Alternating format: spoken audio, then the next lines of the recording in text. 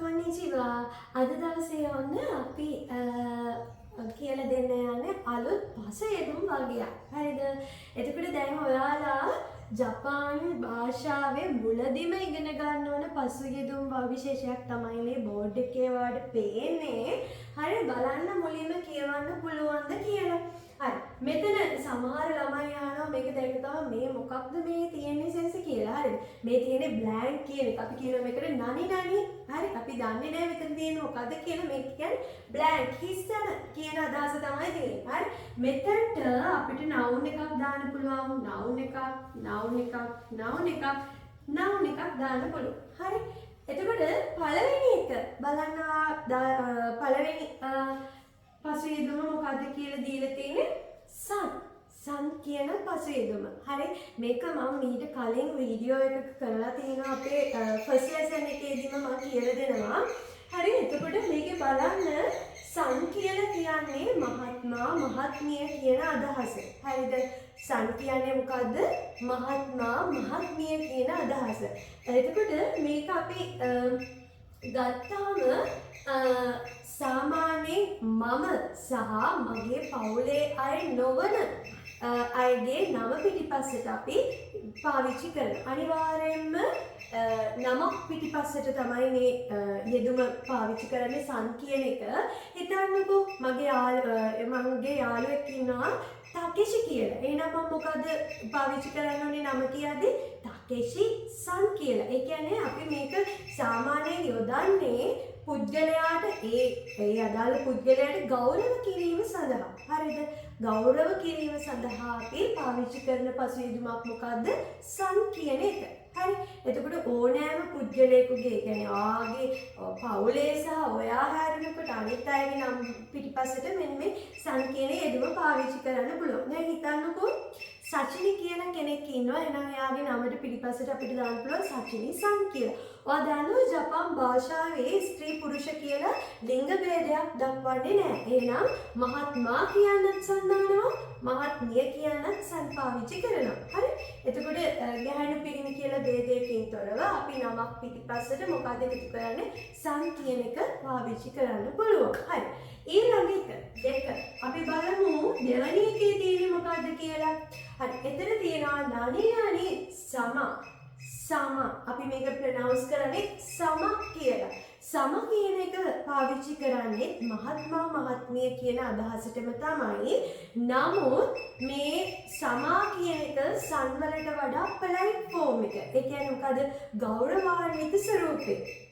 හරි. ඔයා හිතන්නකෝ දැන් ඔක පාවිච්චි කරන අවස්ථා හරි පැටලෙන්න පුළුවන්. හරිද?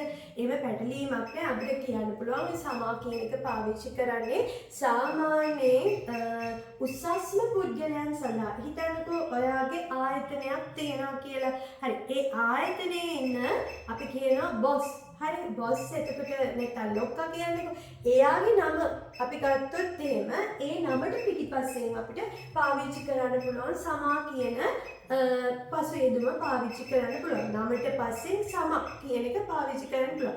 එතකොට හැමතිස්සෙම මතක තියාගන්න සමා කියන්නේ sun කියන්නේ එකම මීනින් එක. මහත්මා මහත්මිය කියන එකමයි. නමුත් sun වලට වඩා සමා මොකද වෙන්නේ? ගෞරවාන්විත ස්වරූපේ වෙනවා. හරි. ඊළඟ එක තුන්වෙනි එක බලන්න. තුන්වෙනි එක ඇවිල්ලා ඔයාලට කියවන්න පුළුවන්ද? නනි මෙතන තියෙන කුන් කියලා කියනවා. කුන් කියලා කියන්නේ අවුරුදු 18ට අඩු. හරි පුංචි පිරිමි ළමයින්ගේ නම පිටිපස්සට යොදන පසු යෙදුමක් තමයි කුන් කියලා කියන්නේ. හරිද? අවුරුදු 18ට අඩු පුංචි පිරිමි ළමයින්ගේ නම පිටිපස්සට යොදන පසුපදයක් මොකද්ද? කුන් කියන එක. හරි. දැන් එතකොට ඔයා හිතන්නකෝ පුංචි පිරිමි ළමයෙක් ඉන්නවා කසුන් කියලා. හරිද? එතකොට කසුන් කුන් කියලා අපිට පාවිච්චි කරන්න පුළුවන්. නමුත් ඔයා දැන් මෙහෙම පාසල් යන ළමුන් මේ වගේම පුංචි ළමයින්ට අනිවාර්යයෙන්ම අපි පාවිච්චි කරන්නේ කුන් කියන එක. එතකොට ඒගොල්ලන්ට sun කියන එක පාවිච්චි කරොත් ඒක ගැළපීමක් නෑ වගේ වෙනවනේ. මහත්මා මහත්මිය කියන එක. මෙතන තියෙන්නේ මොකද්ද? කුන් කියන එක තමයි පුංචි පිරිමි ළමුන් සඳහා පාවිච්චි කරන්නේ. හරි ඒක මතක තියාගන්න.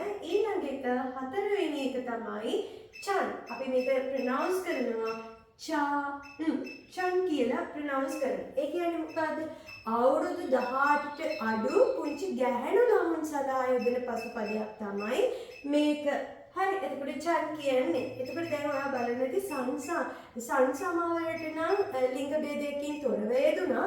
නමුත් මේ ඇයි මේ පුංචි ළමයින්ට මෙන්න මෙහෙම වෙලා තියෙන්නේ කියලා. ඒක එහෙම තමයි. හරි, මෙතනදී අපි මහත්මා මහත්මිය කියලා වෙන් කරගත්තේ නැති වුණාට මෙතනදී අවුරුදු 18ට අඩු පිරිමි ළමුන් සඳහා කුන් කියන පසුබිමත් අවුරුදු 18ට අඩු ගැහැණු ළමුන් සඳහා චන් කියන පසුබිමත් අපි නම පිටිපස්සට එකතු කරනවා. හිතන්නකෝ මා ඉන්න අයනෝ කියලා පුංචි කෑණි ළමයි අයනෝ. එහෙනම් එයාගේ නම පිටිපස්සට යොදන්නේ මොකද? අයනෝ චන් කියන පසුබිම අපිට පාවිච්චි කරන්න පුළුවන්. හරි, ඊට පස්සේ ඔයා බලන්න පස්වෙනි එක ඇවිල්ලා ජින් කියන පසුබිම. හරිද? එතකොට ජින් කියන්නේ අපි ජාතිකයා කියන අදහස සඳහා තමයි ජින් කියන එක පාවිච්චි කරන්නේ. එතකොට මේකෙදි නාම පදයකට පස්සේ තමයි ජින් යොදන්නේ. හිතන්නකෝ දැන් මට කියන්න ඕනේ ජපාන් ජාතිකයා කියලා. එතකොට මම හැමතිස්සෙම කරන්නේ රටට පස්සේ ඒ රටේ නමට පස්සේ ජින් කියන පසුබිම එකතු කරනවා. දැන් හිතන්න නිහොන් කියන්නේ ජපානය, නිහොන් ජින්නාව ජපාන් ජාතිකයා. හරි, දැන් හිතන්නකො මෙහෙම ගත්තොත් එහෙම නිහොන් කියන්නේ ජපානය. මේකට පිටිපස්සට අපි ජින් දැම්මොත් නිහොන් ජින් කියන්නේ ජපාන් ජාතිකයා. හරි, ඊට පස්සේ මම ගත්තොත් එහෙම මෙහෙම මම කියනවා ඉන්දෝ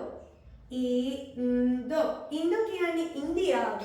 එහෙනම් මම මෙතන පිටිපස්සට දානවා ජින්. එහෙනම් ඉන්දෝ ජින් කියලා කියන්නේ ඉන්දියානු ජාතිකයා කියන එක. එතකොට දැන් හිතන්න අමරිකා කියන්නේ ඇමරිකාව. එහෙනම් අමරිකා ජින් කිව්වොත් ඇමරිකානු ජාතිකයා කියන අදහස. එහෙනම් ජින් කියන්නේ මොකද්ද?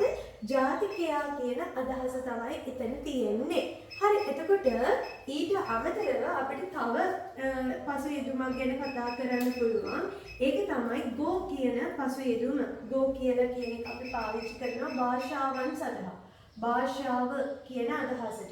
හරි, එතකොට භාෂාව තමයි හිතන්නකෝ මට කියන්න ඕනේ ජපාන් භාෂාව කියලා. එහෙනම් ජපානයේට කියන්නේ නිහොන් ගෝ වුණොත් එහෙම ජපාන් භාෂාව වෙනවා. හරි, එතකොට හිතන්නකෝ අපි ගත්තොත් එහෙම ඒගෝ කියලා කිව්වොත් ඉංග්‍රීසි භාෂාව වෙනවා. ඊළඟට හිතන්නකෝ චූගොකු කියලා කියන්නේ චීනය. එහෙනම් මම චූගොකු ගෝ කියලා පසුබිමක් හදුවොත් එහෙම ඒ කියන්නේ චීන භාෂාව වෙනවා. එහෙනම් ඔය විදිහට අපිට මේ කියන පසුබිම් ගැන කතා කරන්න පුළුවන්.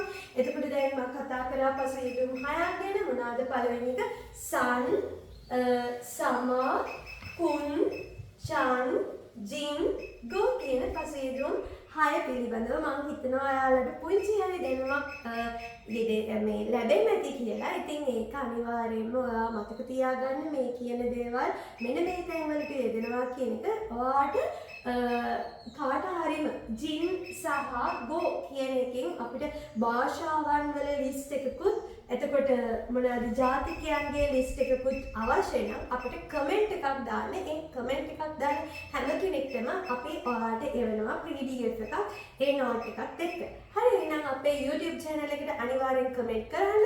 ඒ වගේම තමයි ඔයාලා මේ subscribe කරලා like කරලා share කරන්න අමතක කරන්න එපා. එහෙනම් අද දවසේ lesson එක අවසానයි. ඊළඟ දවසෙත් අපි පුංචි lesson එකක් අරන් ඔයාලා වෙත එනවා. එහෙනම් සුබ දවසක්. සයෝනාරා.